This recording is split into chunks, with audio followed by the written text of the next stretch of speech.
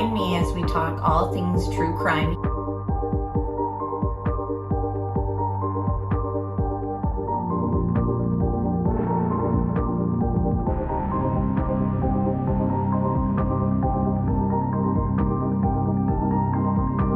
Made contact and shattered.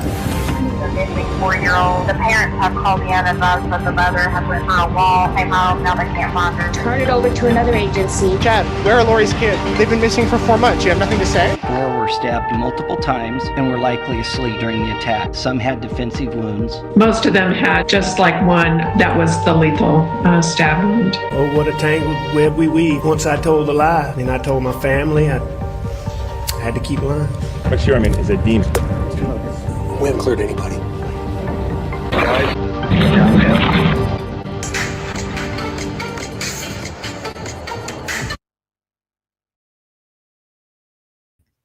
Hi, everybody. Thank you so much for being here. And thank you, Atlas Aurora, for the gifted membership. And welcome to the new member. Dustin, I see you're here. Paul, Johnny, you're here. Good to see you. And I liked your video you did earlier today with your new stereo, or the one that you fixed. It looks really cool. And hello, Adrian, and everyone else who's joining. Hit that thumbs up if you haven't done so already. We're just hanging out here on a Friday night. Very low key. I got no lipstick on. We're just very casual tonight and talking about a very nightmarish case that I know you guys are following. And thank you so much for being here for week 2 of the trial recap for Adam Montgomery. And everything that we've heard so far has been beyond horrific. I think horrific is just like not even the word for it. And hello, Jay. It's good to see you. Well, I appreciate you stopping in, even if you have family or you're visiting family. So thank you so much. This whole story is just what nightmares are made of, not even an exaggeration. And it's getting a lot of people very much enraged with the system. And when I say the system, I mean DCFS, as well as the judge who granted Adam Montgomery the custody of Harmony. So beyond Adam being held accountable for his actions and beyond Kayla, whatever ends up happening with her, whether or not she gets any accountability or any weight for this crime on her shoulders, I think that there's a lot of blame to be put on the system. And I'm just angry. I'm beyond mad that this has happened to this little girl. She was 5 years old. And the fact that it wasn't even reported until like 2 years later. So for 2 years, they're concealing and moving her body from place to place. It was in a bag in the trunk, a duffel bag. It was in a bag by a snowbank near the dumpster. It was in a ceiling tile. It was in a refrigerator. It was at the work cooler of the pizzeria that Adam worked at. It's unbelievable. And then we hear testimony of Kayla. She had it on the bottom of the stroller as she's strolling her children that she keeps having with Adam, even after she knows and saw what Adam did to Harmony. She proceeds to conceive another child while Harmony is above them in the ceiling. And it's just, you run this story down to people who aren't aware of it and their jaw just drops. People are speechless and it's infuriating. And honestly, this judge, somebody needs to be held accountable or shamed, publicly shamed. What is going on? And hello, Roxanne. It's good to see you. It makes you wonder why they were having kids. Oh, welfare. Yeah, exactly. Hi, EE Caroline. So good to see you. I saw Dustin was here. Chase is here. Everyone else who's joined. Thanks so much. Hi, Tony. So many people failed Harmony, and it's not enough that Adam and Kayla suffer. To me, like I'm at the point where I'm like I said, even if we just publicly shamed this judge, how are they not getting their car egged and stuff? Like obviously I'm not inciting violence against an official of the court, but it's infuriating. Where is the DCFS accountability to? Apparently the person who witnessed this, the black eye, or who was supposed to witness it, missed the opportunity to catch it, came 2 weeks later, and the black eye had gone away. And he moves on and works at the post office now. So luckily he's handling mail and not children's welfare and well-being at this point, because he did a crappy job. And I'm ashamed to say that he's somebody that, had that position, because he should be ashamed of himself and carrying so much guilt. And I don't feel bad if he does carry guilt, because he deserves that. But who knows if he does? He might have just moved on with his life. It's hard to know, but wouldn't people do a better job in these situations if they wanted, if they're held accountable, then it kind of puts on the pressure for them to always do a good job. So wouldn't it be great if this is the one case where, they decide to crack down on these people along the way who failed her, besides Adam and Kayla? Like I said, it's not enough. The judge who granted him custody should not be a judge. And what can you do? They're a judge, so who's going to hold a judge accountable? But wouldn't it be great if this is the one case where it's like, well, this all happened because of you guys, so we're actually going to crack down, or we're actually going to put you on blast, like do an interview with this judge, some journalist, and just say, like, why did you do this? Why did you think that Adam was going to be a good parental figure for this girl? Like, even if we don't get them in trouble, like with their job or whatever, hold him accountable on like a public level, make this interview go viral. I just don't understand it. But we're going to recap things that took place this week. Let me share my screen. I'm going to share my screen and show you guys the car that all this took place in, the car that they were living in. And while I have the car on the screen, I'll just read a recap from an article that took place today. And it's titled, "Witnesses Testify in Adam Montgomery's Trial About Events After Prosecutors Say Harmony Was Killed." Manchester, New Hampshire. Testimony in the Adam Montgomery murder trial Friday focused on what the state says happened to 5-year-old daughter Harmony.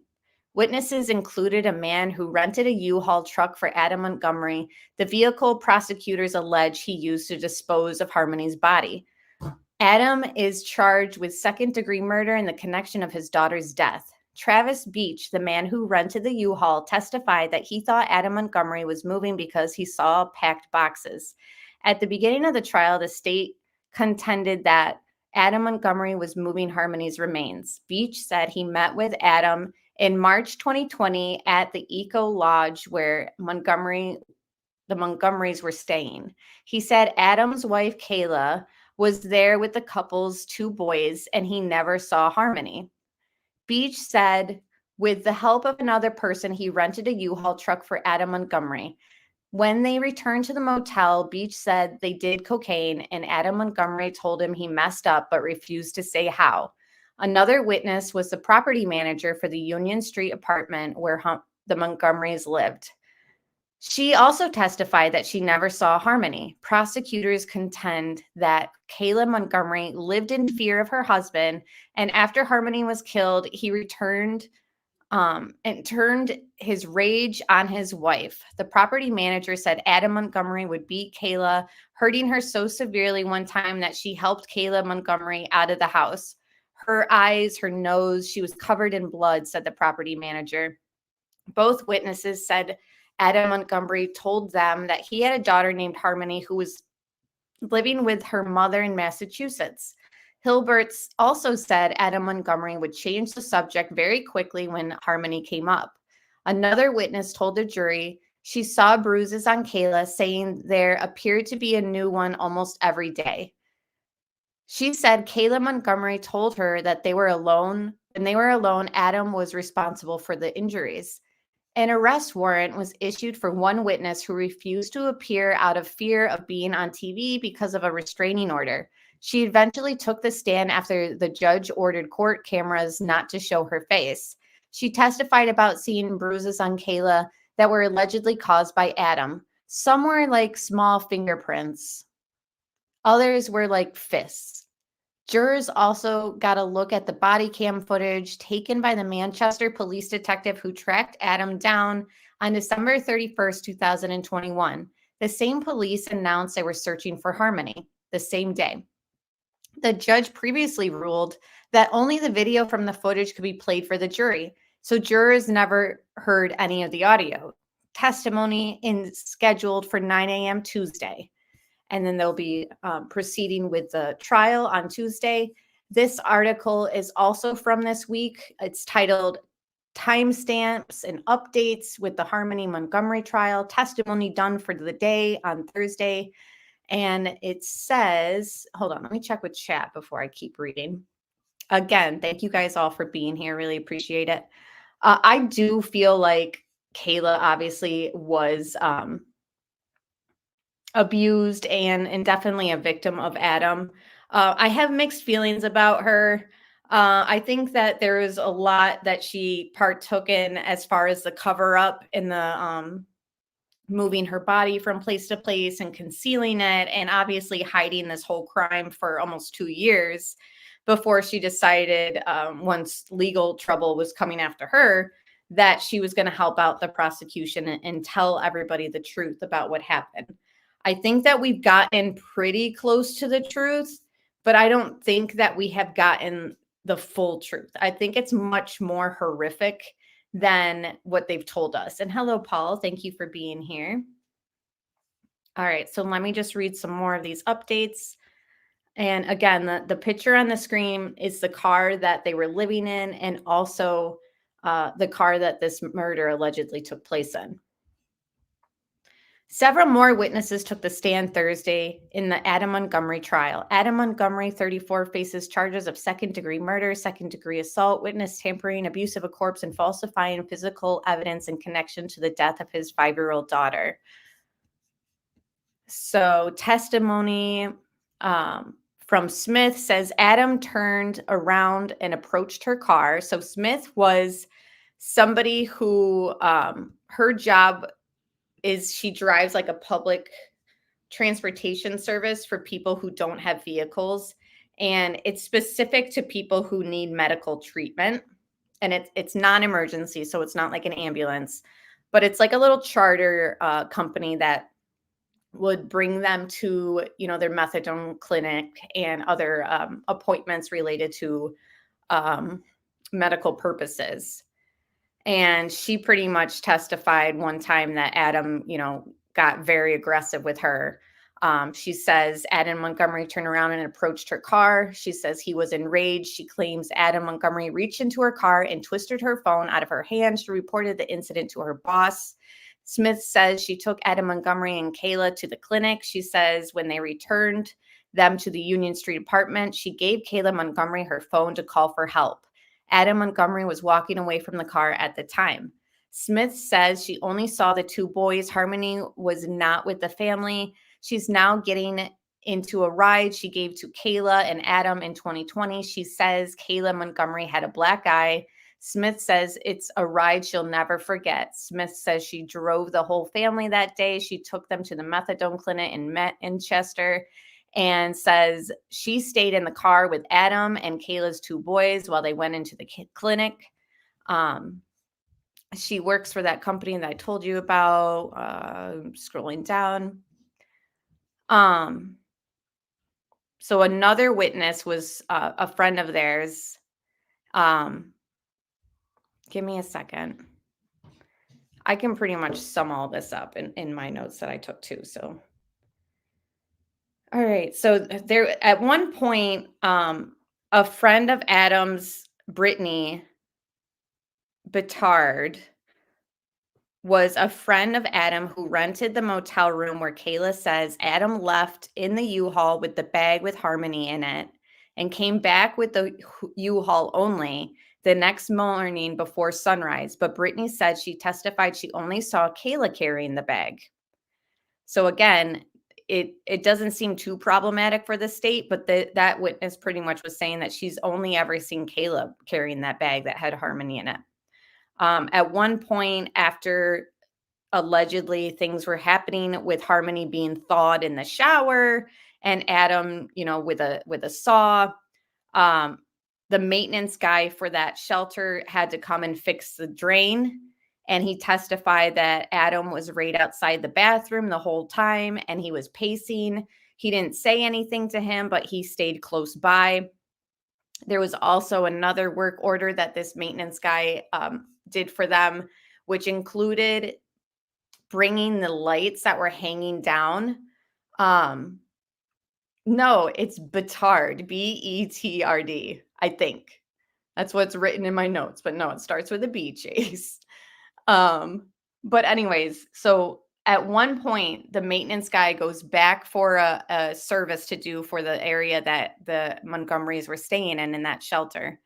And the lights were hanging out of the ceiling. Like they were still attached to the wires, but they were hanging down. And apparently Adam had told the maintenance guy that he was lights were hanging by wires, and Adam told maintenance guy he removed the lights because he thought there were cameras in them. And this is the same area that allegedly she was put in the freezer, but when they moved out of that area, they removed the fridge, and replaced it. So the fridge that was taken into evidence was actually a new fridge. So it wasn't the one that was there like when they were living there. So unfortunately, whatever forensics were done on the fridge that was taken likely had nothing with Harmony in it, because it was put in that unit after the Montgomerys had left. So let's see. All right, now I want to, instead of reading through notes, I'll just play some visuals for you guys. So again, sharing my screen right now. Thank you guys all for being here. Let's go to, they're just short clips of things that have taken place this week. Let's start. And again, Court TV has been doing amazing coverage on this case since it started. So since 2021, I would say Court TV kept her name and face out there more so than any other mainstream media. And Alex Erickson also was very much closely following this story. So these two channels are where I kind of picked up this coverage from. So I really appreciate Court TV and Alex for keeping this story out there. Again, it's brutal. It's hard to listen to, but hearing all this is part of the process of getting justice for her. So it says pizza shop employees saw Adam Montgomery's store in a freezer bag. This is just a little clip from this whole segment that was like 41 minutes. So let's listen to this. Treatments. And then there was one. Hold on, turn the volume up.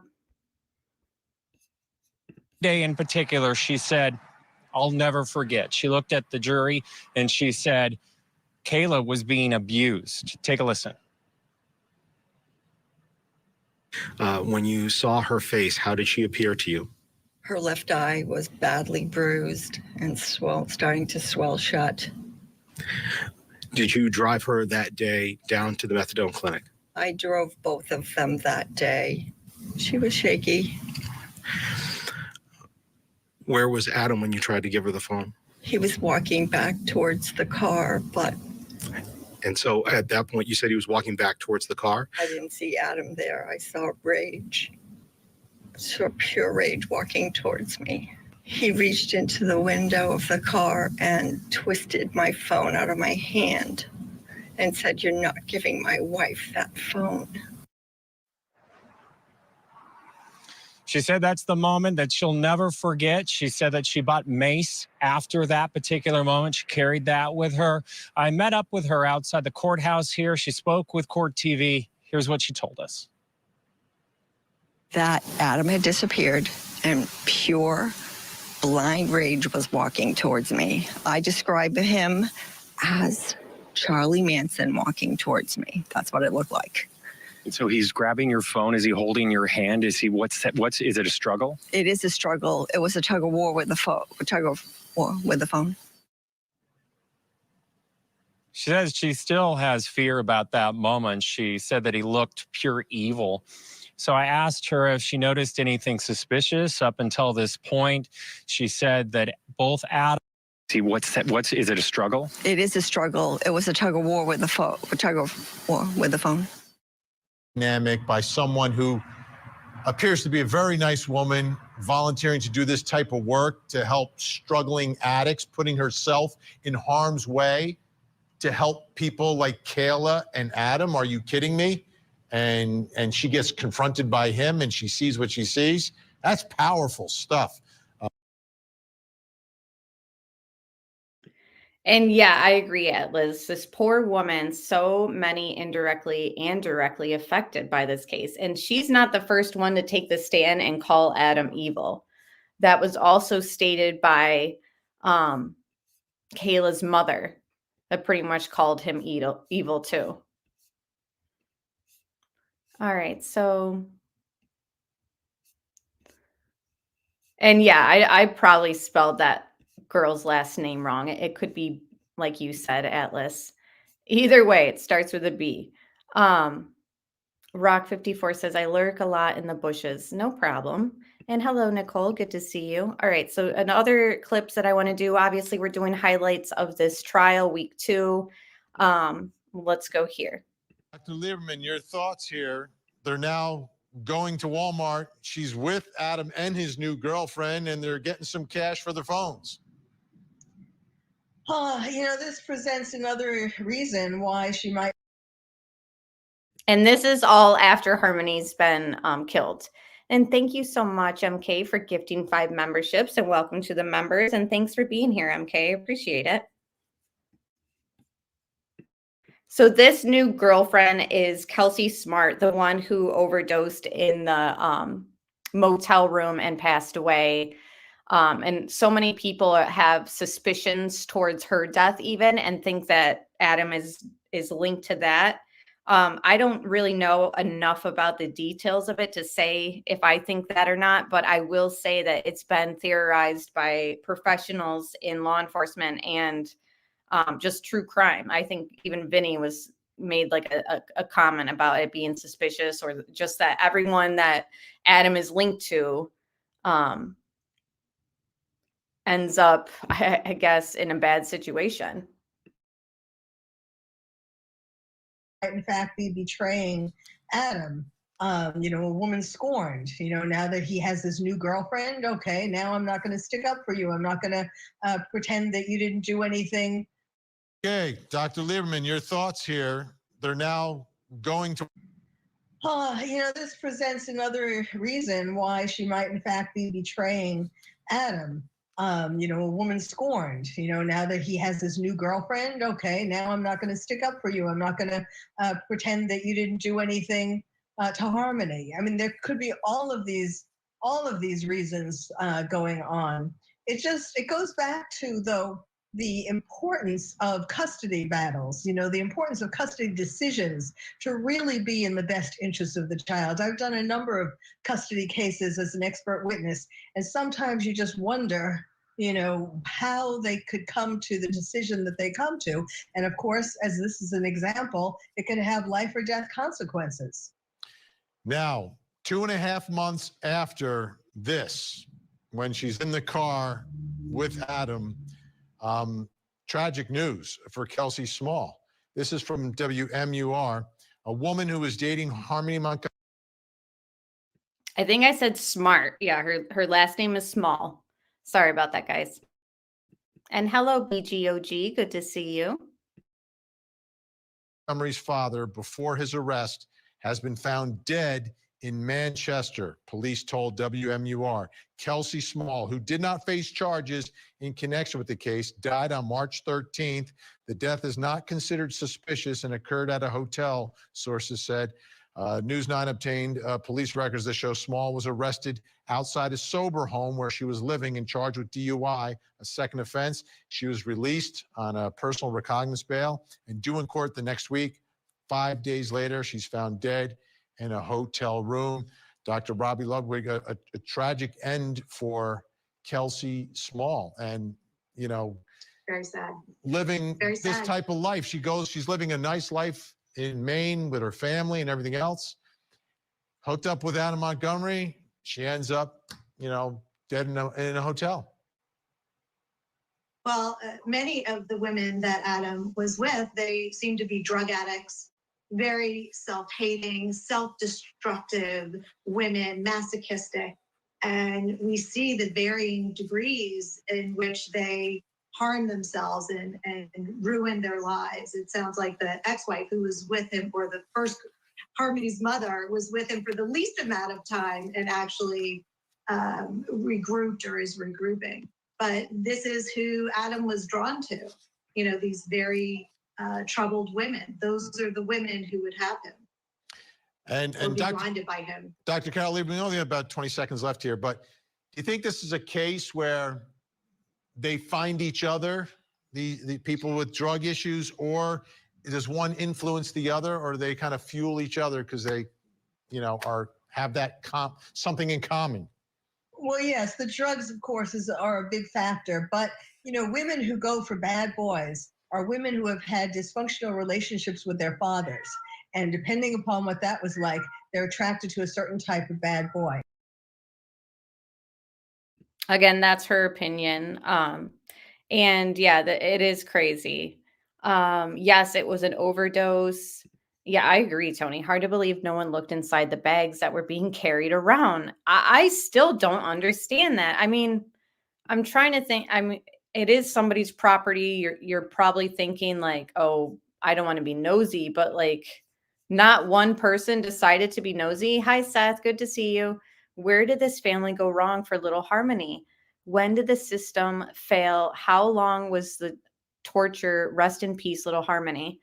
And Vinnie Politan was bringing up the fact that like she hasn't been resting in peace because of Adam, you know, moving the body all around. And I'm really hoping that once this trial is over with and someone is held accountable, that she can rest in peace, because it's just the way that the father treated his daughter's body in death, you know, keeping it close to him while he's at work. It's just obviously the drugs. I think it was stated on the stand that they were doing heroin, fentanyl, and crack.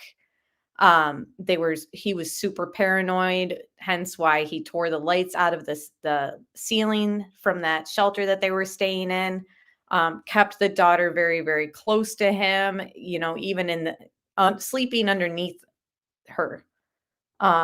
Every adult in her life failed this sweet girl. Yeah. Yeah, exactly. Adam needing control of her remains, in my opinion. I agree. And he seems very much like a control freak. I forget who testified, but they said something about how Adam had told them that they weren't allowed to talk to Kayla. So he very much had control of Kayla on many levels, even with people surrounding them, telling who could talk to her and who couldn't. And obviously that woman who testified that he ripped the phone out of her hand, she was given the phone to Kayla so she could call for help. And he was not going to let that happen. When the system gets involved, it's already too late. And we've seen that be the truth, Psychobabble, in numerous cases. And this is definitely top up there, as well as the Summer Wells case, which we still don't know where she is. And no one's been held accountable or arrested in her case. But either way, it's just something's got to give. And yes, the DCFS person works at the post office now, and there's no way to kind of hold him accountable through like his job. But things need to be something needs to happen here. And love your channel. Thank you, Heather. I appreciate that. And this case is so messed up, and he can't even show up at trial. Exactly. And apparently he is told that like he doesn't even need to come for sentencing or something. It's like, how does he have so many choices to make, and yet poor little Harmony had zero choice in anything, including living in a car? Why isn't the judge demanding he show up? Couldn't tell you. I'm not sure if it's a state law there that he doesn't have to. I have a strong stomach, but Kayla's testimony about how Harmony was mistreated made me sick to my stomach. Yeah, and there wasn't enough tears, in my opinion, from Kayla. She cried when she discussed her and Adam's relationship and how she still cared about him and the abuse that he did to her, which obviously is traumatic, and I'm not trying to minimize it, but she didn't shed enough tears, I don't think, for Harmony and what was done to her. Hello, Debbie Fox. Good to see you. All right, guys, let's play this. This is titled Adam Montgomery's mother-in-law speaks to Court TV after testifying. So this is from 2 days ago. Court TV got their own interview with Kayla's mother. She took the stand, obviously, talking about how they had taken the cooler from her house, the cooler that they had put Harmony in. And she discussed how Adam, in her opinion, was evil. So let's watch this, guys, together. Big testimony today. Nice to see you both. So we had Christina Lubin that was on the stand. She is the mother of Kayla Montgomery, Kayla being the estranged wife of this defendant, Adam Montgomery, who was on the stand for 2 days. And her testimony was critical for the state's case because she identified the red cooler that was in her house that Adam allegedly hid Harmony's body in. When she was questioned about that on the stand, here's what she said. At some point, did police come to see you at your home to ask you questions about Harmony's disappearance? Yes. And later on, did you agree and allow them to do a search of your home relative to that investigation? Yes, I don't remember them actually searching the home, but they were free to come in and do whatever they like. Do you know why they took the cooler? I had a suspicion. Christina Lubin was also asked about all of the power tools in her house, which allegedly were used by Adam Montgomery in the disposal of his daughter's body. Now, she didn't answer any questions about the relationship of her daughter the last time that she saw her or how she prepared for her testimony. So I tried asking those questions when she left the stand. Take a listen. How are you holding up during all of this? I have no comment. What do you think about the case so far and the accusations that your daughter had played a bigger role? Talk to me about testifying today. Was it tough to be up there? When's the last time you saw Harmony? Excuse me. When's the last time you spoken to your daughter?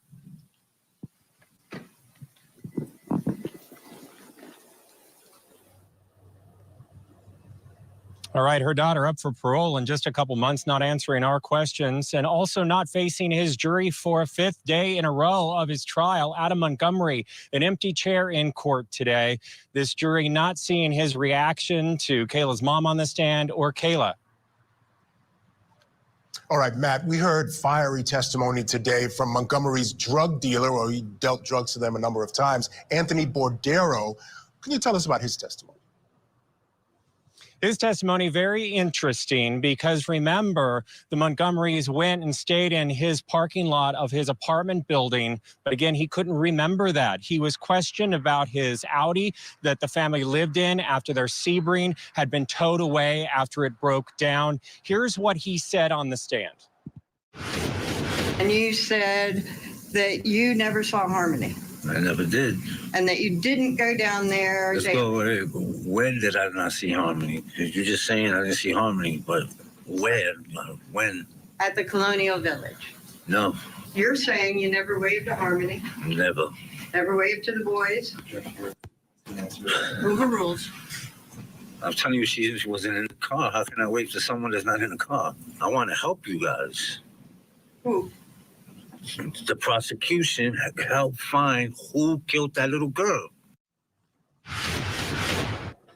And that was that fiery moment that this jury is, of course, thinking of today. So he was also questioned about his memory, getting some dates, maybe confused. And then the defense team also really drove home the point that he's a convicted felon. They showed other times to the jury affidavits when he was convicted of other crimes. They talked about his criminal record and immunity for testifying. Michael, Judge Ashley.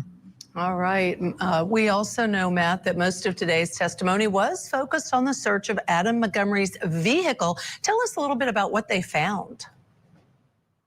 Yeah, that 2010 Chrysler Sebring that broke down at Webster and also Elm, and really is a critical key piece of evidence for this particular crime that we're talking about, because remember, Harmony was beaten in the back of that car, according to the state, and then her body stuffed in that duffel bag in the trunk of the car. Well, several police officers testified today as they searched that car for trace evidence of blood. Here's part of that critical testimony. It took a while to process this car, right? Yes, it did. And you applied the blue star in the manner specified to you in the instruction manual? Yes. Yes, Johnny. That was the dealer who was testifying, and he was given immunity because obviously they were discussing illegal activities that he partook in with the Montgomerys. But that also brings up an interesting thing that I was sort of thinking too, like as far as people being held accountable who maybe added to this chaos. Not only do I think the judge and DCFS needs to kind of be held accountable, and the judge that gave Adam custody of her is what I mean. But I feel as though, you know, whoever was selling them drugs, obviously not that guy because he was given immunity for his testimony, but people who were even dealing drugs to Harmony's biological mother. Like there's got to be other people who need to kind of be hanged for this horrific crime, you know, and I feel like I'm not going to be satisfied if it just ends with Kayla and Adam kind of going down for this, because it's just, it was a ripple effect that spread beyond just Kayla and Adam. Like I said, that DCFS, whoever was involved with any call made, even by Kevin, who was his uncle, who called numerous times, he said, it's just not enough for it just to end after this trial, in my opinion. And there was no positive reaction. That's correct. No positive reaction on the steering column? Correct. Steering wheel? Correct. Driver's seat?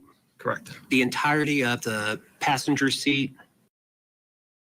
That's a good question, Happy Hippie. My question is there going to be enough physical evidence to convict Adam? Right now, it's all he said, she said mostly.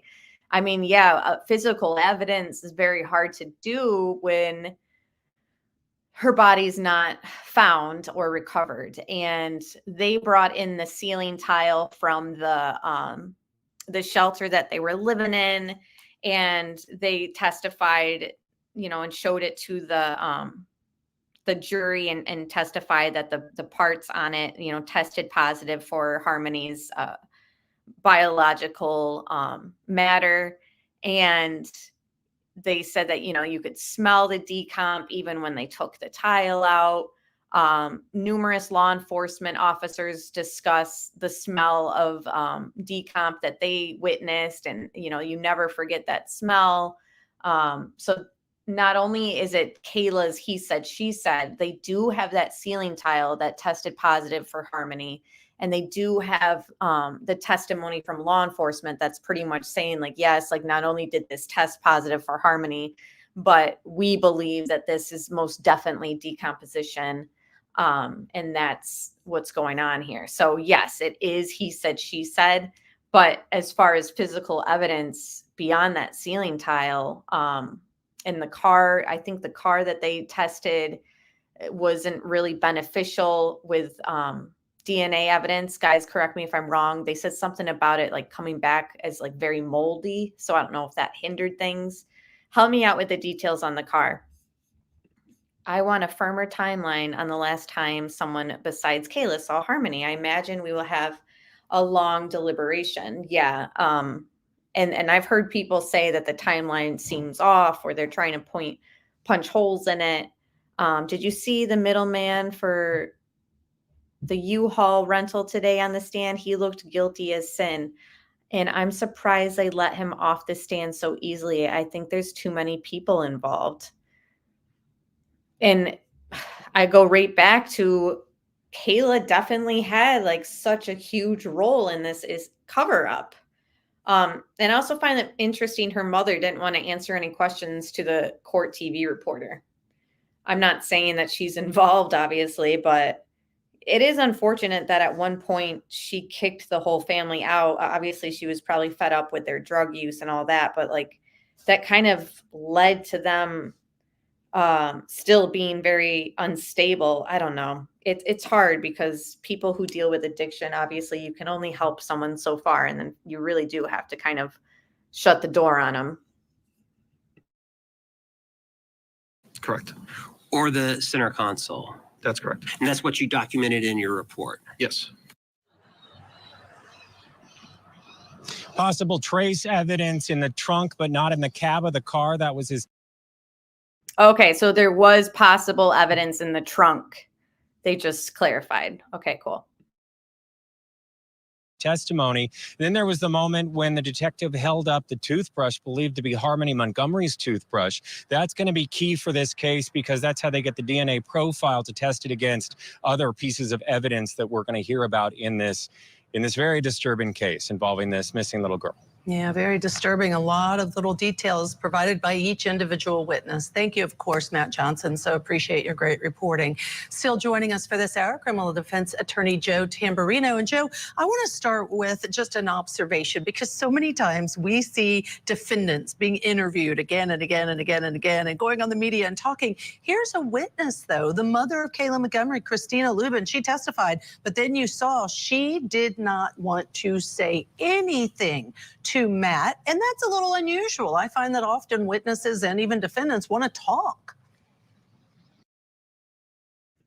Yeah, I agree. Happy Hippie says they need something really solid to tie him into this because if he's going to try and throw someone else under the bus, like Kayla or whomever, they really need that hard evidence. And what I think is kind of working in the state's favor for all this is he has admitted to tampering with the corpse and what was the other thing? Falsifying evidence. Either way, some of the charges that he has been given, he's admitted to. He's conceded, I guess is the correct terminology for it.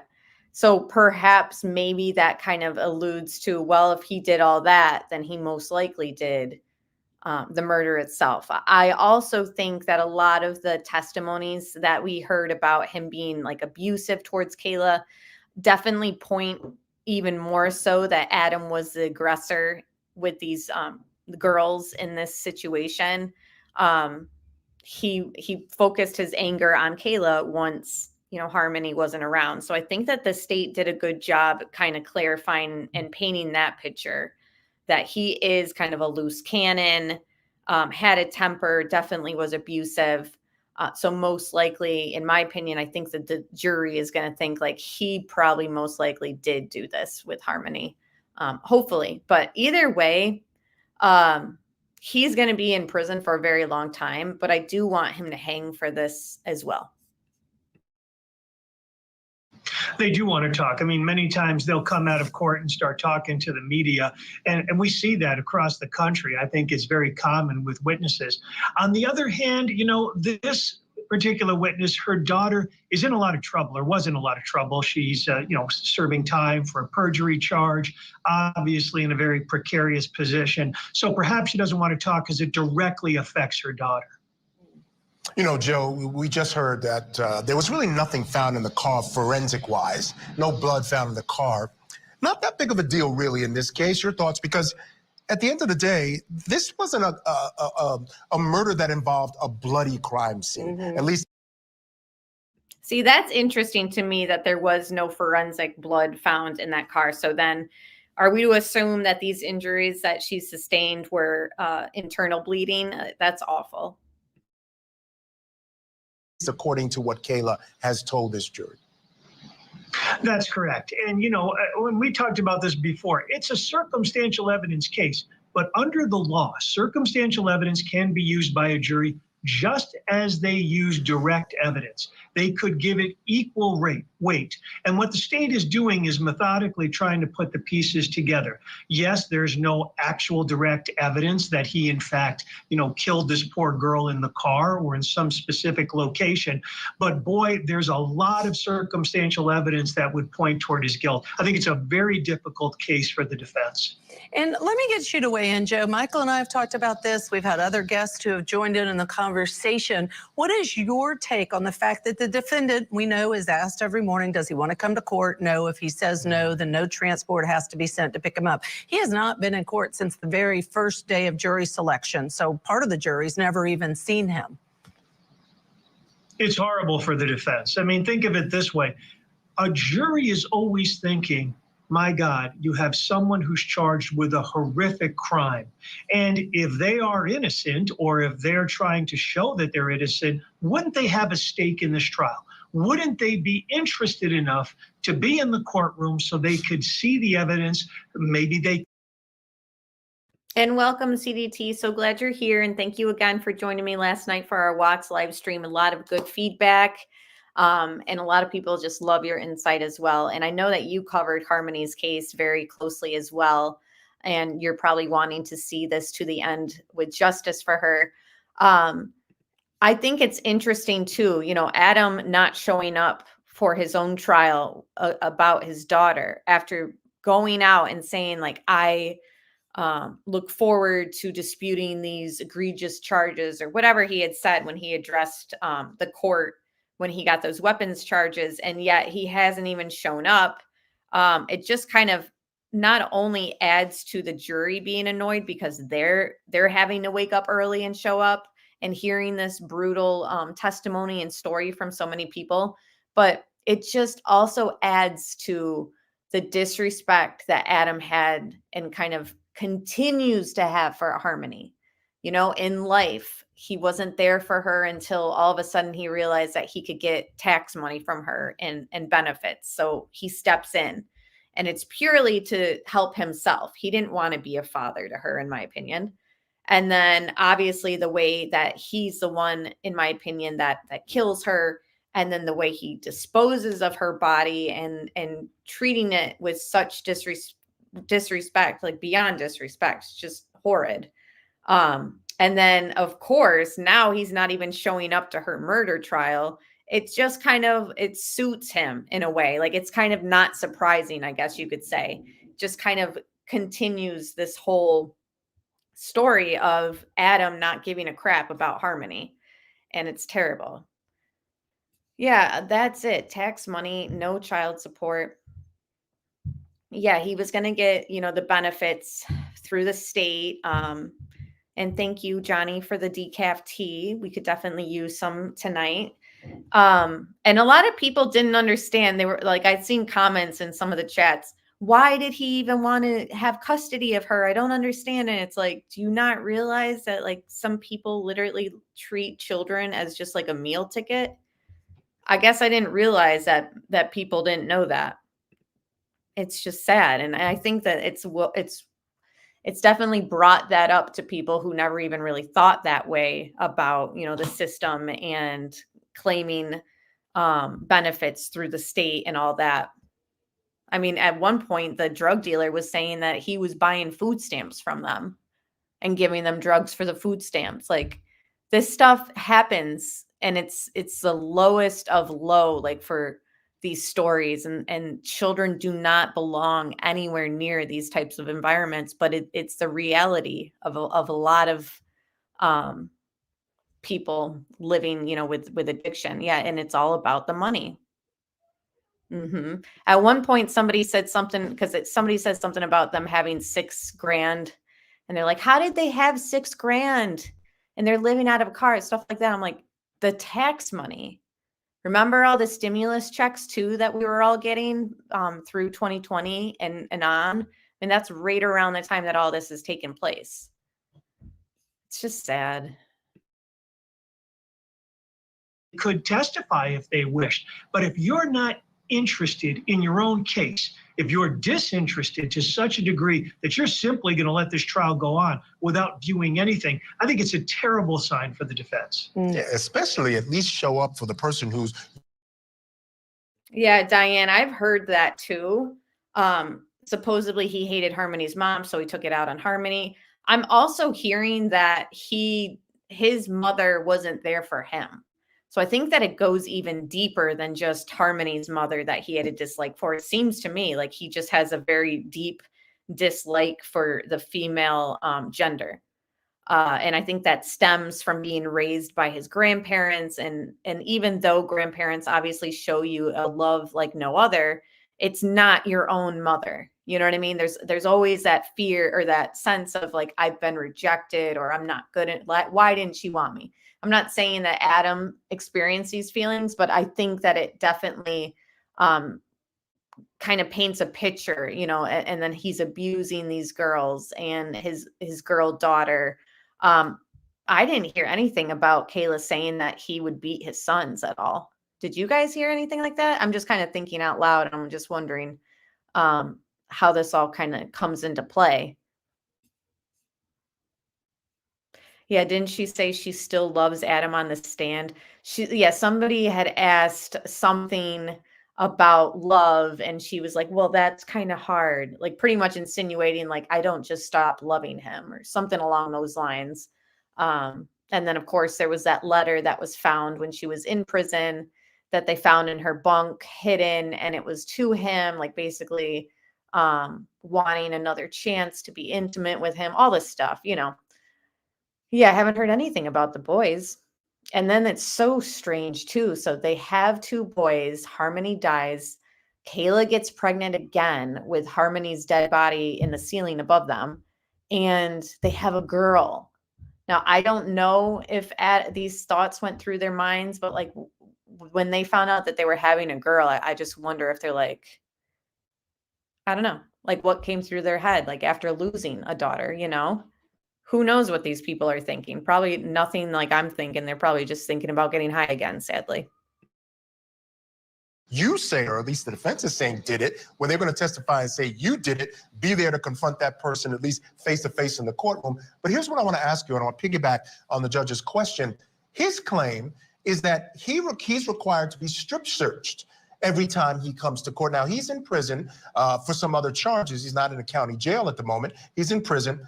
Does that sound right to you? I mean, it sort of raises red flags to me that in order for someone to exercise their right, again, they're innocent till they're proven guilty of these charges, they have to go through a strip search? Well, it depends. I mean, it all depends on the locality. There are many situations where, in some local jails, in some. I agree, Perry. I think the fact that Harmony wasn't Kayla's biological child kind of points me in the direction of she was probably abusive to her as well. We don't know that because no witnesses have stated so, but it's just a feeling that I think a lot of us have. Prisons where they do have special rules about what type of security or searching you have to go through when you come in and out of a courtroom. Because let's face it, even though it's a courtroom and even though everyone is supposed to obey the laws about contraband, sometimes things can be passed or slipped to someone who's going into custody. So I don't think it's a violation of a Sixth Amendment right. And I think it's a fairly weak excuse not to show up for court. Yeah, I'm shocked he's not there. I bet his attorneys have tried to say, yeah, you need to be in court. Strip searches are very invasive. I don't know. It just bothers me, Joe. I just got to say, if that was an issue with my client, I'd have a problem with it. And that's what I would think too. If there was really that issue, you would think the attorneys would be fighting that, et cetera, et cetera. So and again, we're not 100% certain if that's the case. This is what he's saying. We did some checking. Matt did some checking. Apparently that first day it was the case. We're not sure if it's been the case every other day. Right, right. Absolutely. And again, just to kind of refresh how vocal he was at the sentencing for his weapons charges, very much acting as if he's ready to, contest these charges that he's been faced with and that they were BS, blah, blah, blah. Hold on, let me share my screen. So we'll just remember he thought he had cojones here. I understand that I was found guilty by a jury, and I'm not here to dispute that at all. The only consideration that I ask of you this morning is for you not to consider anything as it relates to the case regarding my daughter Harmony. I did not kill my daughter Harmony, and I look forward to my upcoming trial to refute those offensive claims. So I understand that I was found. looks forward and yet can't even show up. So I don't know. It's so disturbing. I also want to revisit an interview, very short. You know, we went through his interrogation video in our first recap. We finished it with his interrogation. This is also a piece of body cam footage of them. Yeah, he's so arrogant. I agree. Who did he stick his tongue out to? That one photo of him walking into the courtroom. I have no idea. I've only seen the still frame of that. So who knows if it was just him like licking his lips quick and then that's how it looked, or I really don't know. I never saw that footage, but I'm sure it's out there. Wow. Yeah. Wow. What a bad man. Right. Being sober won't help Adam. And in a lot of situations, in my opinion, addicts, once they're clean, you start seeing the real them, right? And I think that a lot of the addicts are evil people because the addiction has control of them. And then once that's stripped away and they're clean, that evilness is gone. I think Adam and Kayla, unfortunately, are just evil to the core. That's just my opinion. I don't think sobering up removes that from them. And that's just my opinion. So this is the body cam. It's only a couple minutes. Them confronting Adam. Well, tonight, our first look at body camera video showing the moment police first questioned Adam Montgomery about the disappearance of his daughter, Harmony. The prosecutors now believe that he murdered her. WBZ obtained some of the evidence that prosecutors have used to build their case, and it shows Harmony's stepmother was the first to tell detectives what happened to the little girl. WBZ's Beth Germano has the evidence and some new information on the case against the stepmother. Hey, keep your hands where I can see them. What's going on?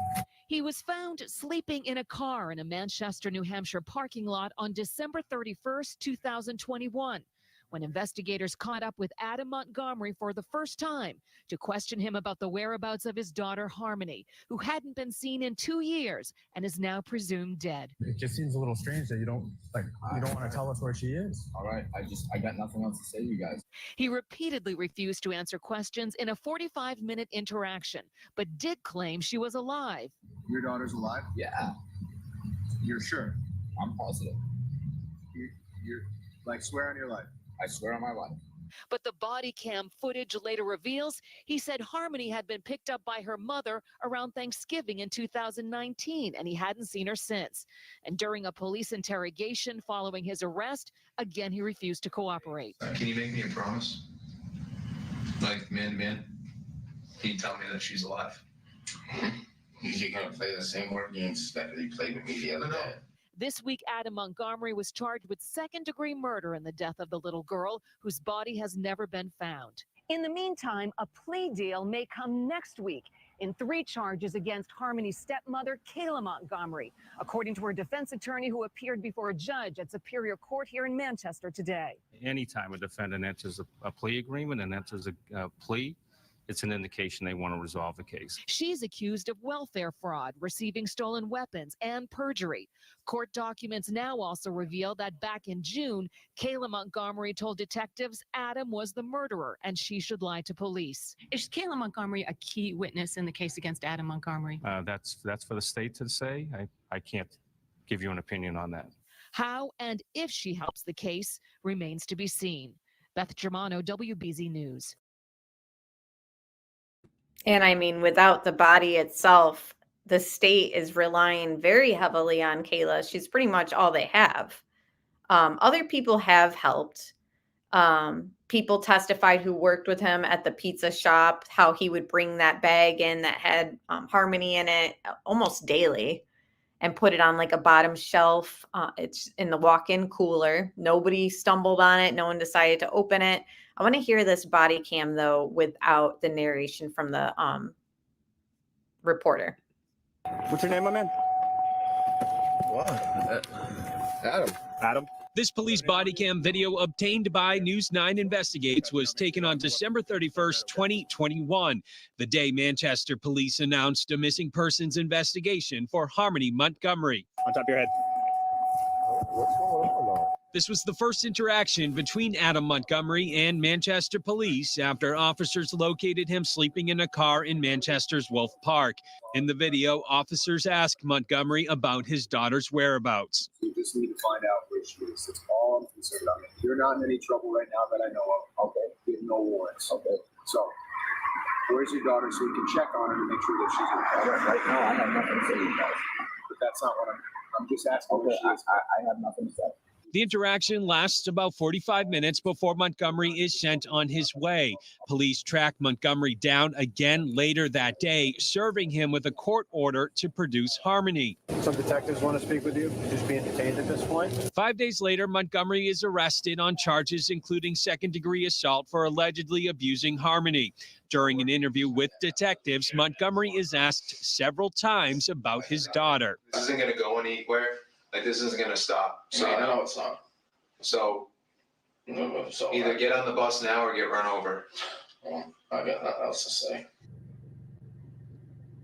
And so Montgomery's lawyers argue that he repeatedly told police he did not want to speak with them, but detectives continued to question him, essentially violating his rights. Prosecutors have said that any statements Montgomery gave were done so voluntarily. A judge, by the way, has not decided if these recordings will be used in court.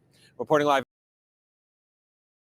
Yeah, Johnny. I mean, that's the problem with not having Harmony's body, not having a way to kind of test like whose DNA was actually on it. Then again, we had that friend of Adam's testify that she actually never saw Adam carrying the bag that had Harmony in it. She actually saw Kayla have that bag. And then even when Kayla was on the stand, she testified that she was putting the bag on the bottom of their stroller and pushing it around, you know, when they needed to go places and stuff. So, you know, her own words pretty much is admitting to having like a direct involvement in this cover up. Now, when it comes to the murder itself, hopefully the jury sides with the prosecution here, because I believe that Adam is the one that did the physical murder personally, but it is a risk that they are definitely taking with going further with these charges and him and not having the body. So this is the CCTV footage. Yeah, they are going to just keep blaming each other. They are too much alike, right? And one of them always probably wants to have the last word.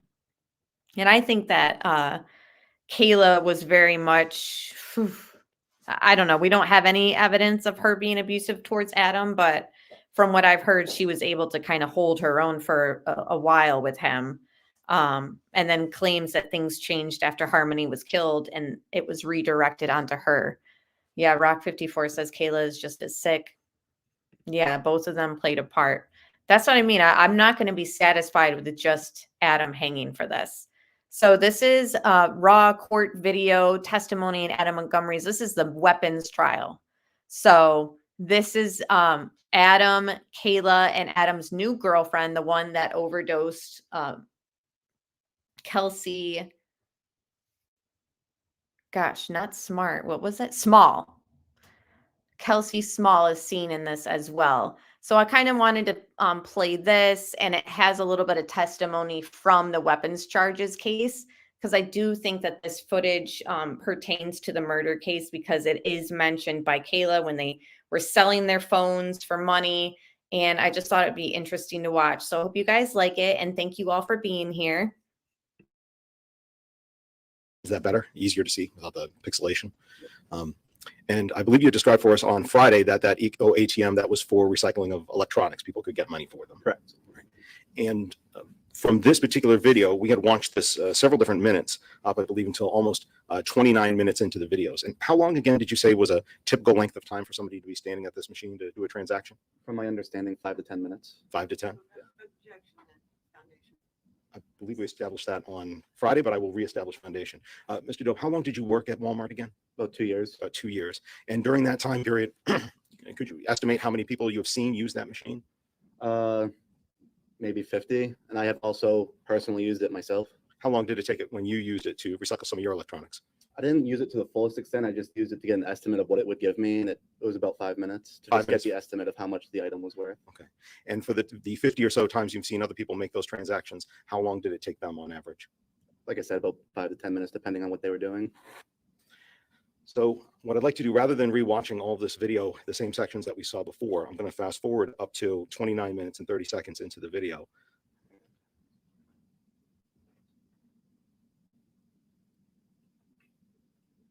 29 minutes here.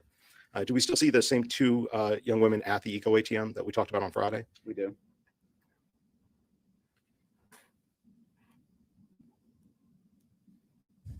On Friday, you also identified a gentleman in a tan hat who you saw come in with them. Correct. Can you please let me know if you see that gentleman again on this section of the video? We are now at 29:30 into the video.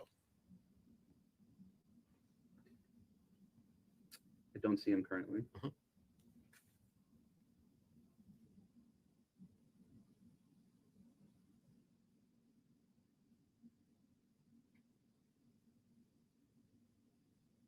I do now. We're at 29:57 into the video. Is he still wearing the tan hat? He is.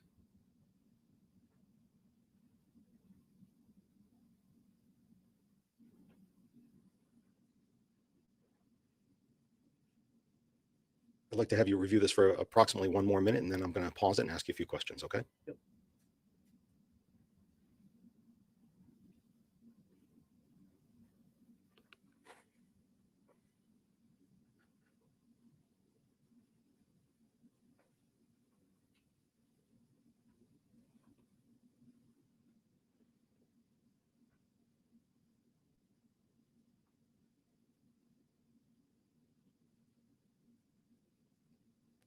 And the gentleman with the tan hat, which way did you see he went?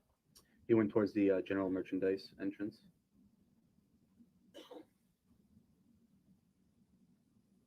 We're going to pause it here 31 minutes and 9 seconds into this particular track. Went towards the general merchandise entrance? Correct. Okay. And the other young lady that had been there at the kiosk that time before, which direction did she go? Also in that same direction.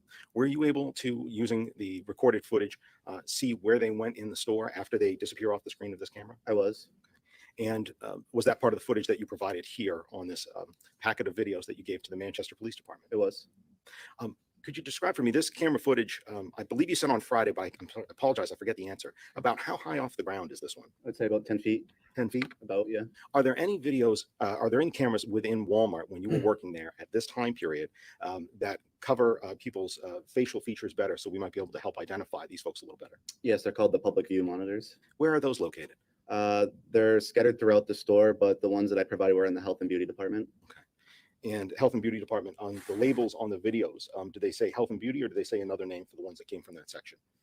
I don't remember, but it would either be health and beauty or cosmetics. Cosmetics. Yep. Okay. With regards to cosmetics, then, what I'd like to do is on that exhibit that we talked through on State's Exhibit 1, I'd like to ask, did you review those cameras as well to see where those two other people went, the gentleman in the tan hat and the other young lady? Yes, any video that I provided, I would have had to personally watch in order to burn it. And when you burn these onto the CD, if we were looking at the CD here, is there time signatures on each one of those tracks so we know what time period is captured? Yes. I'd like to start then with the track that you listed at the earliest time period, Cosmetics EVPM 6, 12/30/2021, from 14/28/33 through the same date of 14/28/51.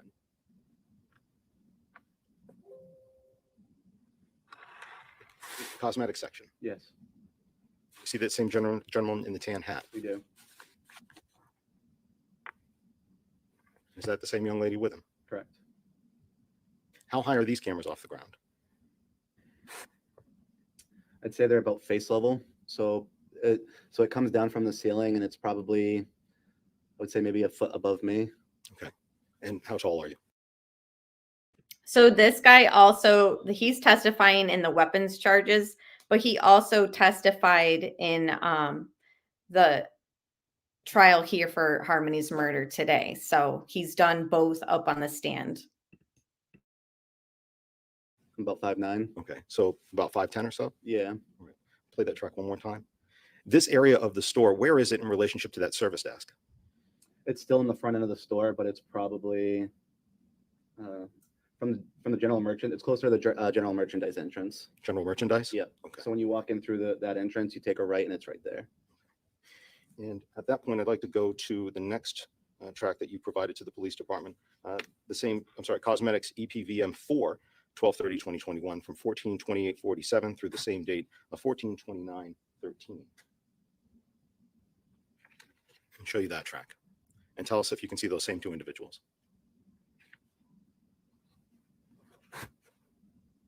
I do.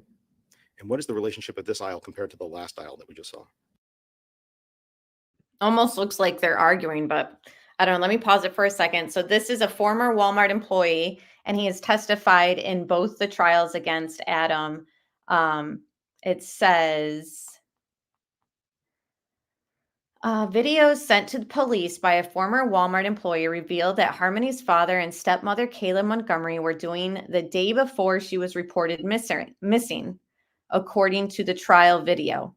I was able to see the security videos. 3 people approached the ECO ATM machine. Michael Dobe told the jury in his testimony on Friday. Well, one person remained at the ECO ATM machine. 2 others proceeded to then walk around the store.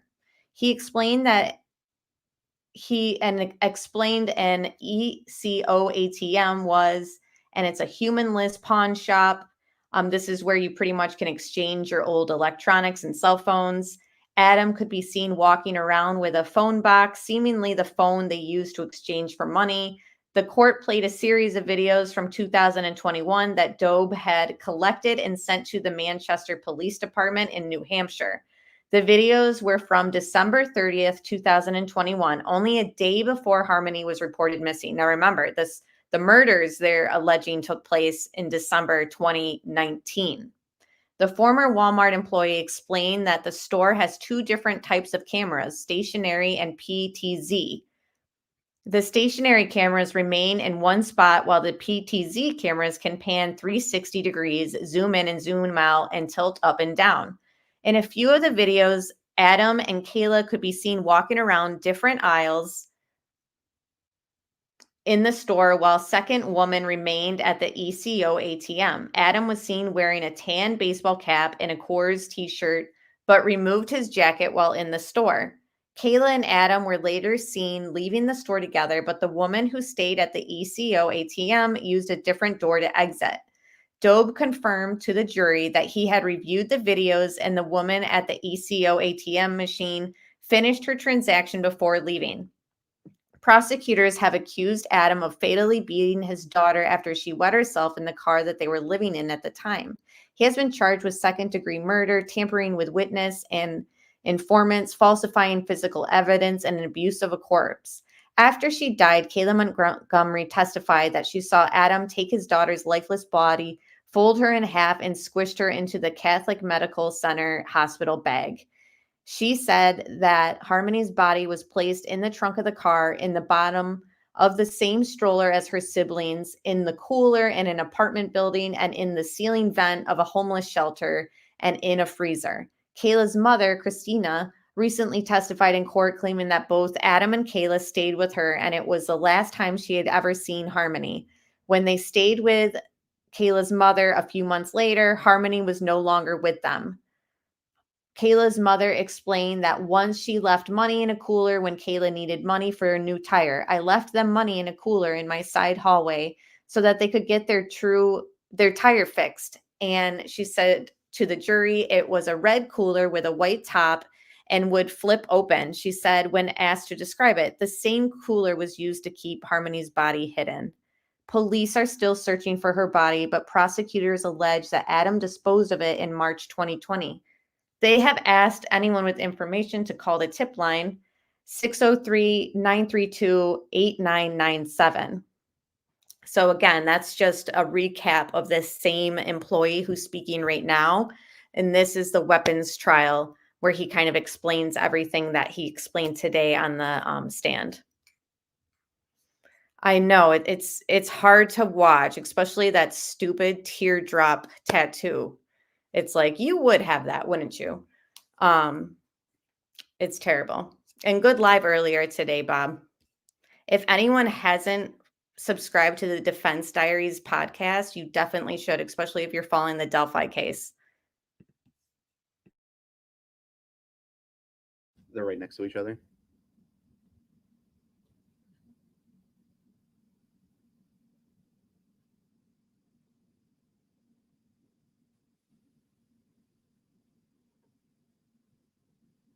this point, I'd like to ask you now about the next track that you provided to the Manchester Police Department, track entitled Cosmetics EVPM6 12/30/2021 from 14/29/10 I through know, the same date Alicia, of it's awful. 14/29/21. Is this the first aisle that we saw from that first cosmetics track? Yes, And do you see the same two individuals here? I do. And I believe you said that that aisle that we just saw is directly next to the one that we saw previously. I believe so, yes. To go to the next track that you provided, Cosmetics EVPM5 12/30/2021 from 14/29/18 through the same date of 14/32/16. And please let us know if you see those same two individuals. And which aisle does this cover? This is also cosmetics. Is it the same aisle that we just saw a moment ago? I was wondering that too, Perry. I mean, it's a good question. Where are the three kids while they're in the store? In the car? See, I bet you they're in the car because they had gotten in trouble at the methadone clinic for leaving the kids in the car. So there were other people who had seen them do that numerous times prior. So it wouldn't surprise me that since no one's holding them accountable in Walmart parking lot, they probably left them in the car. But I can't say 100%, but it is interesting, like what's going on. Like they're just farting around the store and there's kids allegedly around. Yeah, 3 of them at this point, and some of them are very young, younger than toddlers. I want to say like maybe the girl at this point, I don't know where they are. It's terrible. But from a different angle, or? No, this is a different aisle, I believe. Okay. And do you see the same individual in the tan hat and the young lady with him? I do.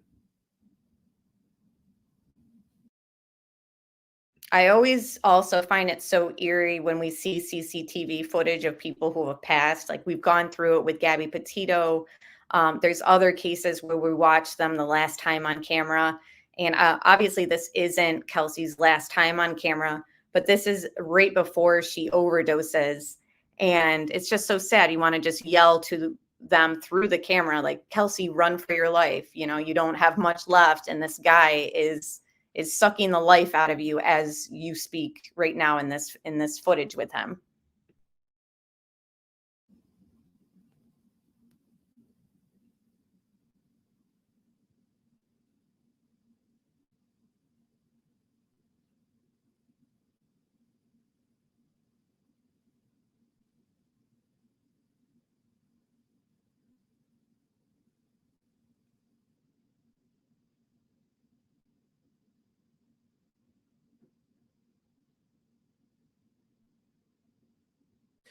Would you agree with me? It's fair to say that these cameras are much closer to individuals than those earlier shots over the service desk? They are, yes.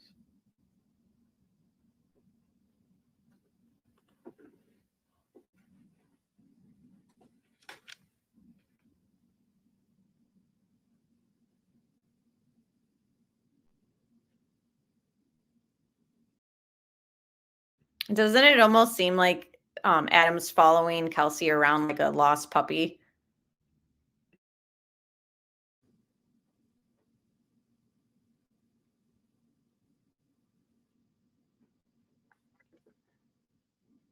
The item that the gentleman in the tan hat seems to have in his hand, were you able to identify what that is? If I remember correctly from one of the frames in the video, it was a prepaid phone, it looked like. Thank you.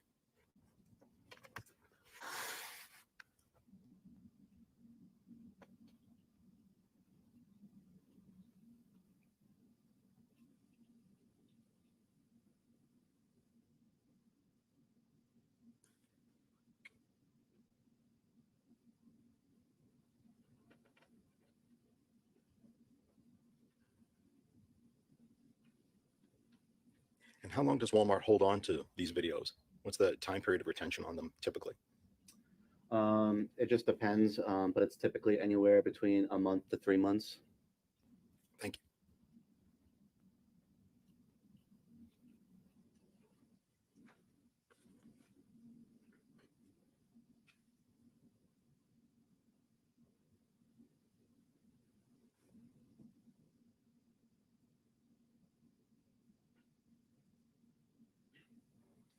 Now I'd like to show you and ask you questions about the last of the cosmetic tracks that you provided to Manchester Police Department. Cosmetics EVPM 6/12/30/2021. Yeah, and Diane, I'm wondering, his hat there, it looks like Gucci pattern. And I'm like, wait, this cannot be a real Gucci hat. Like, is he wearing like a knockoff Gucci hat? Because like you said, he had money for his tattoos, but not for rent. It seems like their priorities obviously were out of whack. From 14/32/22 through the same date of 14/33/1. If I could direct your attention to the screen and let us know if you see those same two individuals, okay? Yep. Thank you.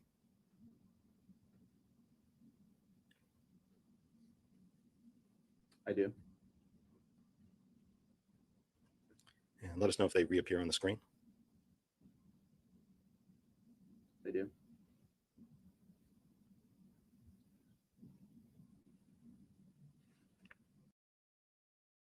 Did he just like run after her? I have to rewind it a little bit. I am on 1.25. So I want to see that in normal speed. That was strange. Almost looked like he like grabbed her face too for a second.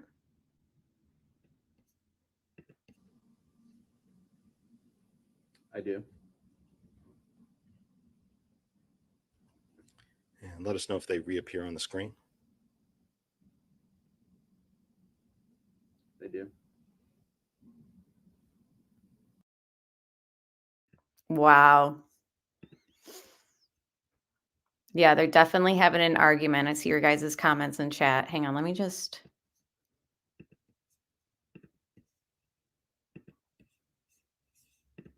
Slow it down a little bit. And actually, I'm going to zoom. I do. I'm also going to mute the guy narrating on the stand just so that we don't hear that slowed down too. Because that can get a little obnoxious. I just want to see.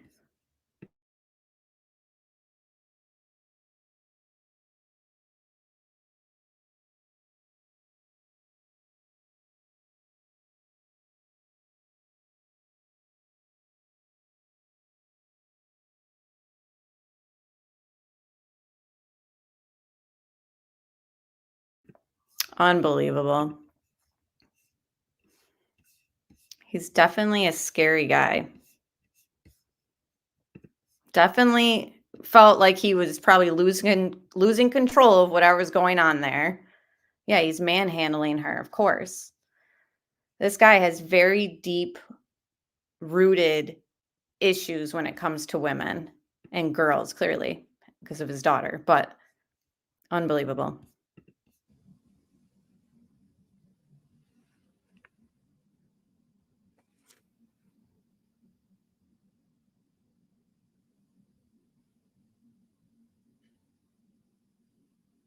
And they appeared again.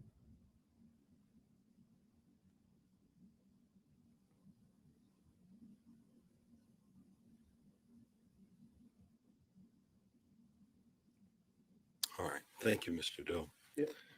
Are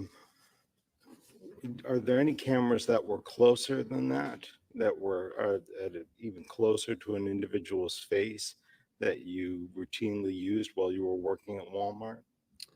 The only ones that I could think that would be closer would be the. Exactly, Johnny. Look what he does in public. No telling what, oh, I forgot to speed it back up. No telling what he would do in private. And I think we kind of have an idea based off of the testimonies of people who said that Kayla had black eyes and bruises on her daily, all the way to Uncle Kevin, who testified last week saying that he saw little Harmony with a black eye. I mean, it's so, it just makes me so angry. Yeah, he's just an angry, strung out junkie murderer. And it's more than that. Like, he's just the lowest of the low. The entrance and the exit cameras. And were there any that were kind of in between that close level of view here and the farther away view? Is there kind of like a middle range? I believe so, yes. Is there one that was located in an area near razor blades? Yes. I'd like to show you one of the other tracks on here that you gave to Manchester Police Department. The razor blade camera from 14/32/50 all the way through 14:34:31. Is this that middle view that we're talking about? Yes, And can you see the individual in the tan hat here? I can. Yes. Where are they? They're in the far left aisle. Far left on the screen here. Yep.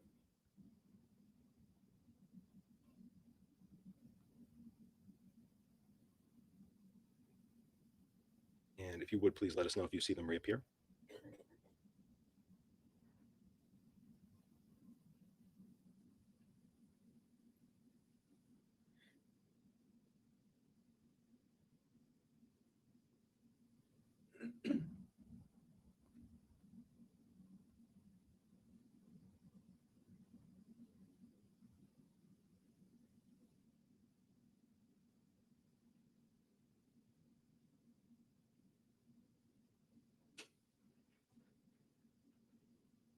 I do.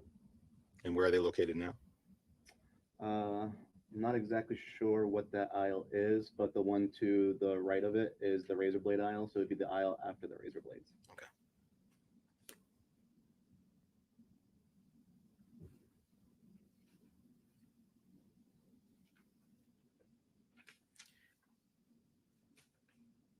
And eventually, were you able to record those individuals leaving the store? I was, yes. I believe you said just a moment ago, and correct me if I'm wrong, you said there was near the exit, there are cameras that are even closer to an individual to capture their face? Correct. Okay. I'd like to show you the track that you provided the Manchester Police Department entitled Exit Grocery from the same date with the timestamp of 14:36:25 to 14:36:34, and ask you whether or not you see those two individuals in this video. Okay.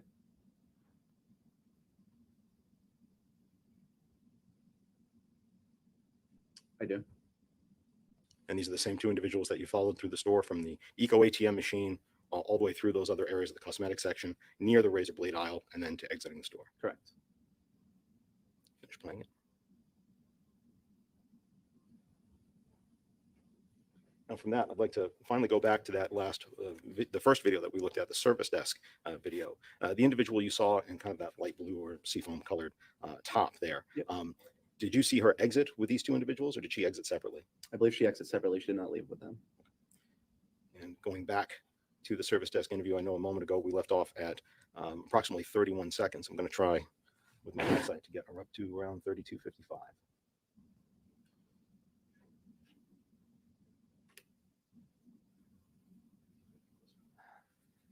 Is that the same individual still, the Eco ATM? It is.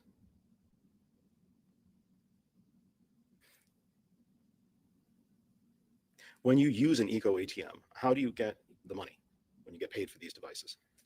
I'm not sure how that part works with the ATM. Okay. What about for yourself in the experience of having your items assessed for what their value was? I don't really remember the exact process to the T, but I believe they provide you with a sticker. You put a sticker on it, you put it on the machine, and then it does whatever it does, and then it gives you a value. Do you recall whether it gave you any paperwork or anything else? For just the value, it did not. Okay.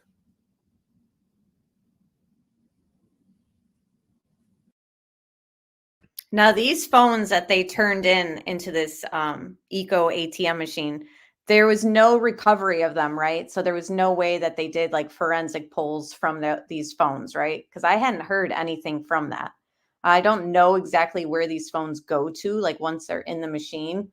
But it's interesting that if that was also lost, it's just another example of evidence that could have been useful that is now probably gone.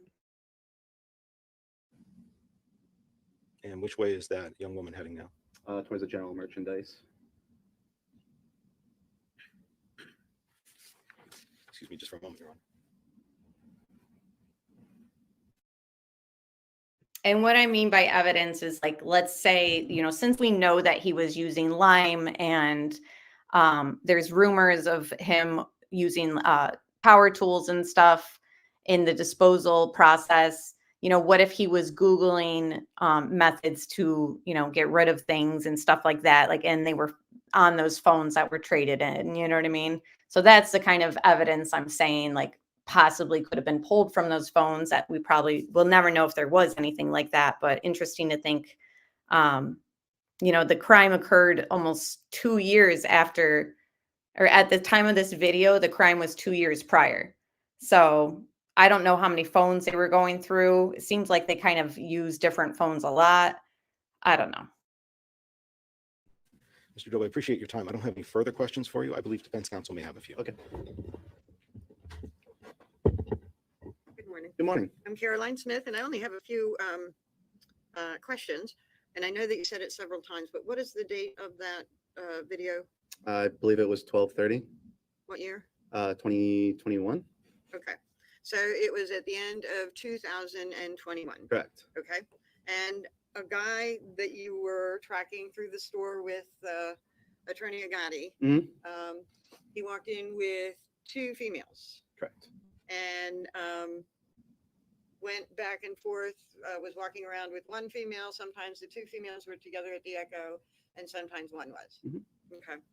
And the Echo ATM is essentially a machine that puts a value on the components of the electronics that you're putting in, right? I believe. Oh, okay, Sandy. She said, I thought I heard the cop testify that they call the company and put a hold on the phones for evidence. Oh, interesting. That's good that they were able to kind of create like a trail of them, possibly. I don't know if anything was gathered from them, but there definitely is a key piece into all this. So that's good to hear that they actually made the effort. And yeah, I agree, Tony. So many things weren't looked into, or it might have just been too late by the time they were. How long was it between Harmony passing and them finally getting rid of her remains? So getting rid of the remains, I mean, it was being moved around for a while. You know, I don't even know that true answer, because I know that, you know, like I said, she had gone from a duffel bag in the trunk to that bag being by a dumpster out in the snow to in the ceiling, and, you know, moved all around in the cooler and then brought to his work. Maybe somebody in chat has like that timeline for sure. I do know that the footage we just watched, she wasn't reported missing until like a few days after this footage. But as far as when she allegedly was disposed of in comparison to when the crime took place in 2019 in December, I'd have to, okay, Rock 54 said, I heard 4 months. Okay. I'll have to look that up too while we play this. I believe so. I don't know what the machine exactly does. I don't work for them, so. Okay. But you've seen people put various like smartphones in and maybe flip phones. Yep. And small electronics like iPads. I believe I've seen that, yeah. Okay. And your whatever reason that they put that in the machine is something that you don't know, right? Correct. Why they do it. Whether it's broken or old or somebody just needs money. Correct. Okay, so this says Kayla Montgomery was the last person to see Harmony alive and know how Harmony died, Brooks said. Adam is not an innocent person here. He and Kayla covered up Montgomery's death. Adam Montgomery did not kill Harmony. So this is obviously coming from the defense. For the next 3 months, investigators allege Adam Montgomery moved the body from container to container and place to place. According to his wife, the locations included the trunk of a friend's car, a cooler in the hallway, and of his mother's in-laws apartment building, the ceiling vent of a homeless shelter, and an apartment freezer. At one point, the remains were kept in a tote bag from a hospital maternity ward, and Kayla Montgomery said she placed it in between her own young children in a stroller and brought it to her husband's workplace.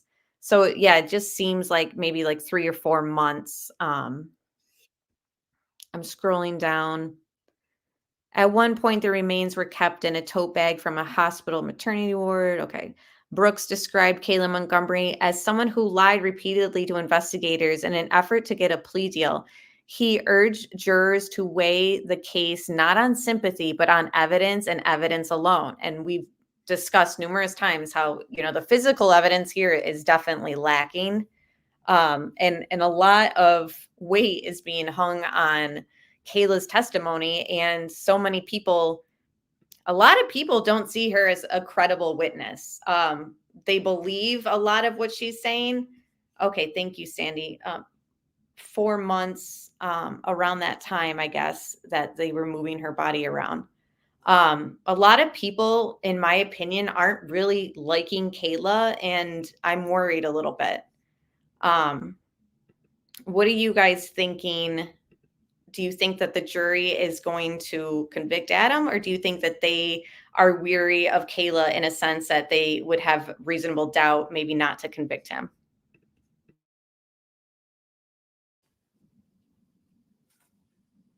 And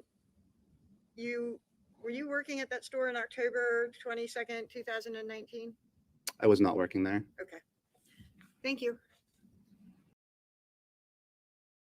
I know, and it's hard, Perry, to make sense of what's going on in their brains because, like their own words, they were using such hard drugs that it's like you really can't understand their behavior because a lot of their behavior is being controlled by these drugs, the paranoia and all that, heroin, fentanyl, and crack.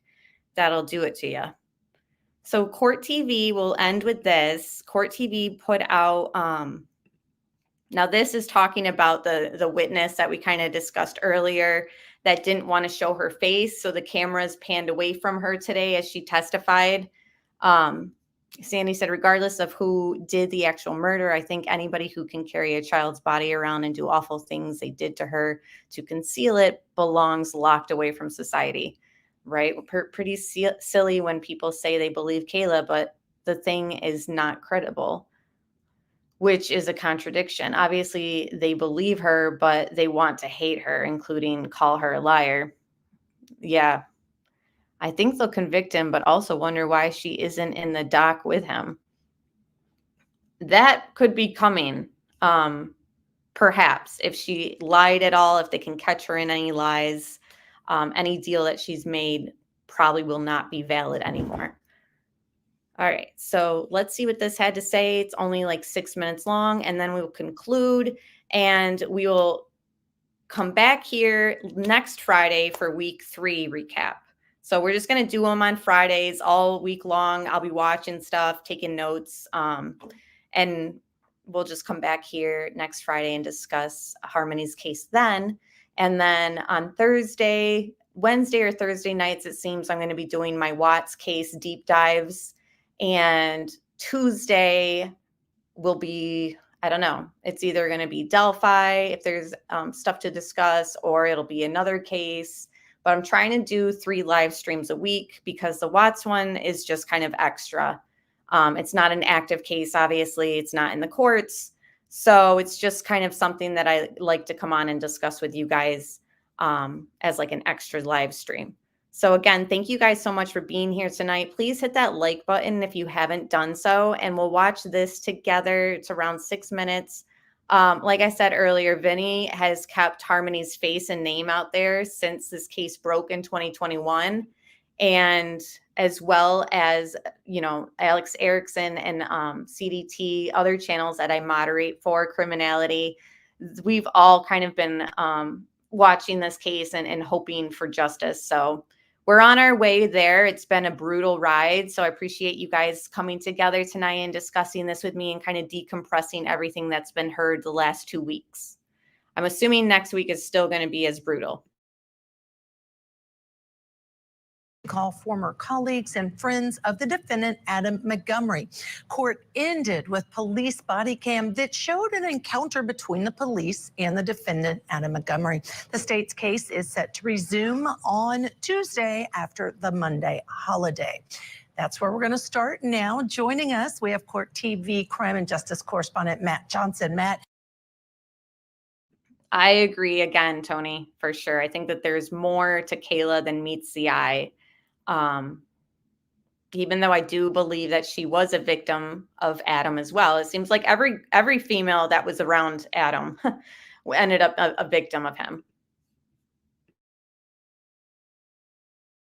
You've been there, you've been inside that courtroom. Week 2 ended with a cliffhanger. Tell us about that. Judge Ashley, Michael, nice to see you both. Yes, a week, too, after more than dozens of witnesses take the stand. Bit of a cliffhanger on this early Friday that the jury has let loose.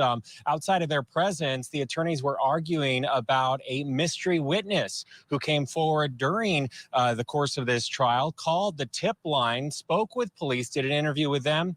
Here's what was said in court. We learned of this same individual Wednesday afternoon that Attorney Smith is speaking about, and within about 10 minutes of us getting the report, we immediately provided it over. We're also going to be looking at it, but I can tell you we've had no contact with this person.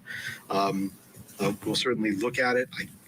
I guess we could ask whether or not our advocate could try to locate a phone number or maybe reach out and have her try not to watch anything additional for the sequestration, but we have no contact with this person. Well, this person there's just a tip line information. This person has not been interviewed? Detective Grayhill interviewed. They did. Apparently, they called the tip line, if I can just summarize briefly. Apparently, they called the tip line Tuesday after having watched the trial for several days. And in response to the tip line, Manchester Police said, okay, and sent a detective over to interview, or excuse me, I believe she came into the station to be interviewed, provided a statement that was audio and video recorded. The detective wrote that up and forwarded to us about 3 hours later, along with a copy of the video of the interview. At the end of the day, still unclear whether or not the state is going to call this mystery witness. The defense pointing out the rule of sequestration could be a problem with this particular person. And then they also brought up the fact that they may want to call Kayla Montgomery's attorney to the stand after Kayla was informed by her attorney that they're pointing the finger at her during their opening statements. All right, now, we know that Adam didn't show up in court today, all right? But they did see him, but on body cam. It was interesting the way it all played out. Tell us about that testimony and what this jury was able to see.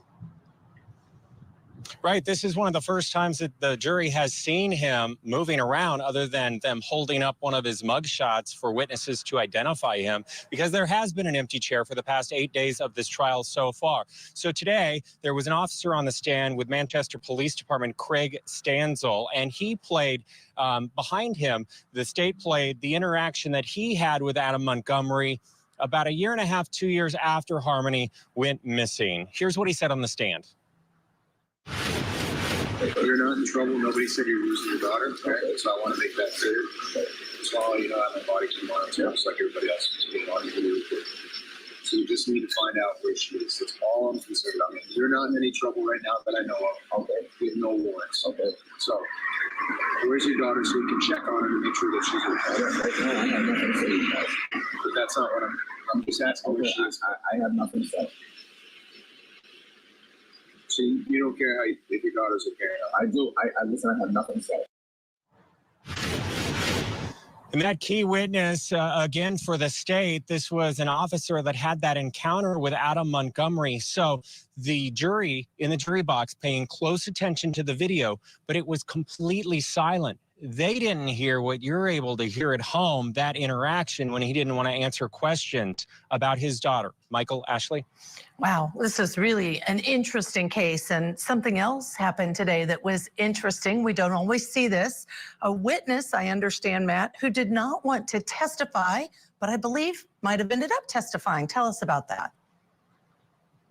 Right, dodged testimony for more than 2 days after being subpoenaed, and critical to the case, talking about abuse of Kayla Montgomery at the hands of Adam Montgomery, according to her testimony. So there were 2 times that she didn't take to the stand. She was going to testify about these black eyes that she had witnessed. Her name is Nicole Giles. We've been instructed not to show her face as she enters the courtroom and when she testified, because she was worried about her own safety. That's why she was dodging the subpoena. But here's what she told the jury. It was kind of cluttered, a little messy, those cockroaches. It was only a 1-bedroom. There was holes in the walls, ceiling. There was one time I went there and like I don't know, it looked like the living room was torn apart and half the walls. What about the light fixtures? Did you ever notice anything about the light fixtures there? Yeah, they were hanging from the ceiling. Assumed the owners were spying on him, listening to his conversations. So today, in summary, the jury really thinking about for the long 3-day weekend about abuse of Kayla Montgomery that was testified to today, his paranoia, and then also his lies. All right, Matt Johnson, thank you so much for that report. As always, we'll be talking to you again a little later in the show. And Judge, that video, we heard the audio where he didn't want to help police in helping find Harmony. They weren't able to hear it, but they were able to see the video. Interesting choice by the judge. Right, and so the judge did it because of his Fifth Amendment right not to incriminate himself. Yes. Every criminal defendant has Right. that right, and if they'd played his speaking, that could have violated that Fifth Amendment right. So I think it was a very smart ruling by the judge. Yeah, and they could look at the video, see his demeanor, right, and use that against him if they chose to, but not his words. And those words would have been more impactful had they heard them. Yeah, no doubt about it. All right. Standing when you get to the podium, please. Let me just pull up one more article with recaps. Day 8, Adam Montgomery's trial, Day 8 recap testimony describes a violent past. It was a parade of witnesses on the 8th day of Adam Montgomery's murder trial, while the defendant remained out of the courtroom. Montgomery is accused of killing his 5-year-old daughter, Harmony, in Manchester, New Hampshire in 2019 and hiding her body. On Friday, the jury saw a video of his arrest and heard testimony about his violent relationship with his estranged wife, Kayla Montgomery. But first, jurors had heard testimony surrounding the rental of a U-Haul truck, which prosecutors say Montgomery used to dispose of his daughter's body. Travis Beach, who said he's known Montgomery since he was a teenager, testified that he helped rent the truck, not knowing why Montgomery wanted it. He did recall a conversation with the defendant. He was packing and pacing back and forth. He said he effed up, and I asked him what he meant. And all he could say and repeat was that he effed up. The prosecution also spent time detailing a history of violent behavior. Okay, so it says DNA evidence is now being examined in the Adam Montgomery trial. He's accused, okay, we already know what he's accused of. On Thursday, jurors were shown a portion of a blood-stained ceiling from one of the places Adam is accused of keeping Harmony's body. The DNA expert testified that her blood could be a match. The jury also heard one of Adam's former co-workers who worked at the place where he would store his daughter's body. Okay, so it says Tara Hilbert is the property manager of the Union Street apartments where the couple lived. She says she helped Kayla Montgomery and her children relocate to a hotel in Hooksett because Adam had beat her pretty bad, an emotional Hilbert said. Kayla Montgomery told jurors last week she never said anything about her stepdaughter's death because she was worried for her husband that her husband might hurt her. Another resident of a family shelter where the family lived in 2019 said that Kayla Montgomery told her Adam would hit her and cause the bruising. Some people, some were small, like a handprint. Others were like fists. The jury was shown body cam footage of Montgomery's arrest. The judge told the jury the trial is moving faster than expected and they could get the case by the end of the next week. Okay, so that's good news in a way that if, maybe next week things will conclude. And we already saw this body cam footage. Well, I don't think we saw him Sherman. No wonder. with his hands over his head for the arrest. Oh, thank you, Pointer Lover, for the membership of 19 months. Thank you so much for all your support and for being here. And everyone else who's joined, thank you so much for being here. All right, let's see what we've already kind of looked at this footage. We didn't really see like him get actually arrested in some of those other clips. So I just want to see if this is any different than what we've already looked at. And then we'll call it a night. Montgomery murder trial. Several additional witnesses were on the stand today in the case against her father, Adam. That included a friend who helped rent a U-Haul that prosecutors say Montgomery drove to dispose of his daughter's body. NBC 10's John Maroney has the latest from Manchester, New Hampshire. A parade of witnesses on the 8th day of the Adam Montgomery trial. The jury saw a video of his arrest and heard details about his violent relationship with Kayla Montgomery. I didn't see them the first 6 months of them living there. The manager at the Manchester apartment where Adam Montgomery and his family lived says she helped his estranged wife Kayla and their children relocate to a hotel in Hooksett. Because Adam had beat her pretty bad.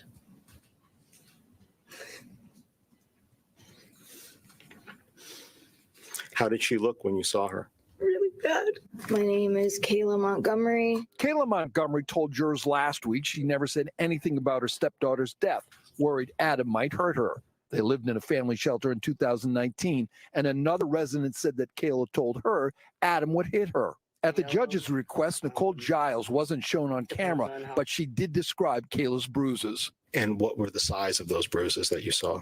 Some were small, like fingerprints. Others were like fists. The jury was shown body cam footage of Montgomery's arrest. He's accused of punching his 5-year-old daughter Harmony to death.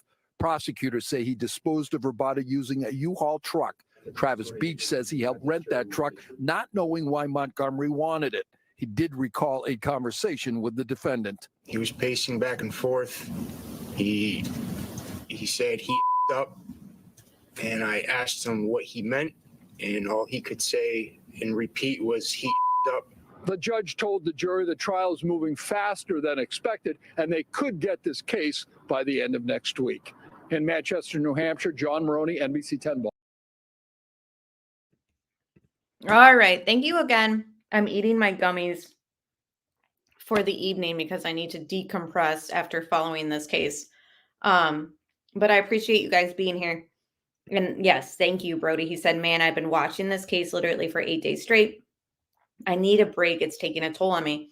It's a hard one. It's definitely a hard one to follow. That's why I was saying, like, for me to go live on this once a week is enough for me because it's just, it's horrific.